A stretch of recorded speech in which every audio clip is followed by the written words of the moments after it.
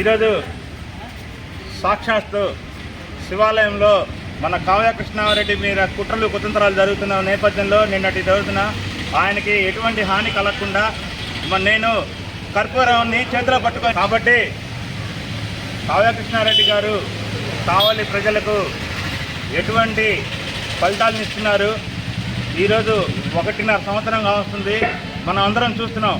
కానీ ఇటువంటి కుట్రలు రాజకీయాలు నిన్నటి విషయంలో గత 40 ఏళ్ల క్రితం పాలకత్తి కోటయ్య గారిని చంపారు ఎలక్షన్లలో. 40 ఏళ్ల తర్వాత అదే నేపథ్యం కావలిలో రావడం ఆశాస్పదంగా ఉంది. కానీ రాజకీయాలు ప్రత్యర్థులు ఉంటారు, అభ్యర్థులు ఉంటారు, విమర్శించుకోవచ్చు. కానీ ఇటువంటి ఆశాస్పదం కుళ్ళు రాజకీయాలు చేయటం నిన్న ప్రతాప్ రెడ్డి గారే నేనే పంపించా స్వయంగా రావల్ దగ్గరికి కెమెరాలు పెట్టి డ్రోన్ పెట్టి తీయమని. ఎవరిళ్ళల్లో ఏం జరుగుతుంది మనకెందుకు, మీ ఇంట్లో ఏం జరుగుతుందో మనకు తెలియదు. అట్లా డ్రోన్లో కెమెరాలు పెట్టి చేయాలనుకుంటే 1.5 సంవత్సరం నుంచి ఆయననే చేయొచ్చు, కావ్య గారు కూడా. కానీ అవన్నీ వదిలేసి లైట్ తీసేసుకొని కావ్యన్న ప్రజల కోసం, కావలి నియోజకవర్గ ప్రజల కోసం ఏం చేయాలో అని ఆలోచిస్తుంటే ఇటువంటి కుళ్ళు రాజకీయాలు చేసి మనము చాలా తప్పులు చేస్తున్నాము.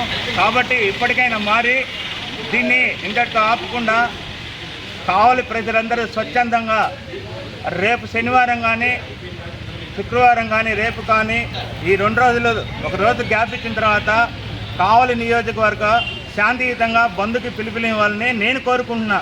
అది నా మనసులో మాట.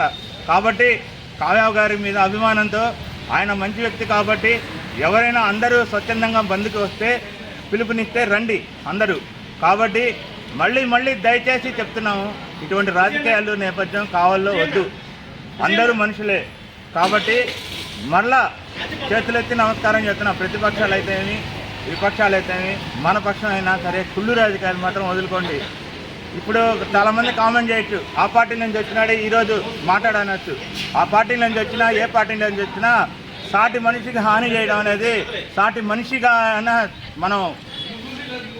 మన అంతరాత్మకి చేసుకొని మనం అందులో కావ్య కృష్ణారెడ్డి గారి కంటే నాకెందుకంటే ఆయన అభిమానం.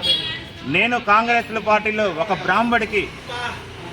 బ్రాహ్మడికి కాంగ్రెస్ పార్టీ ఓడినా గెలిచినా నువ్వు వచ్చి పోటీ చేయని కాంగ్రెస్లో కౌన్సిలర్ టికెట్ ఇచ్చాడు ఆ రోజు. తర్వాత పార్టీలు మారాం, ఆయన పార్టీ ఉన్నారు, తర్వాత జరిగిన కథ అందరికీ తెలిసిందే.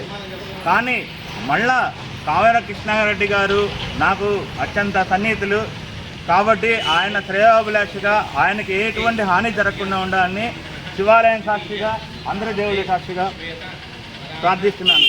కాబట్టి కుళ్ళు రాజకీయాలు వదిలేయండి.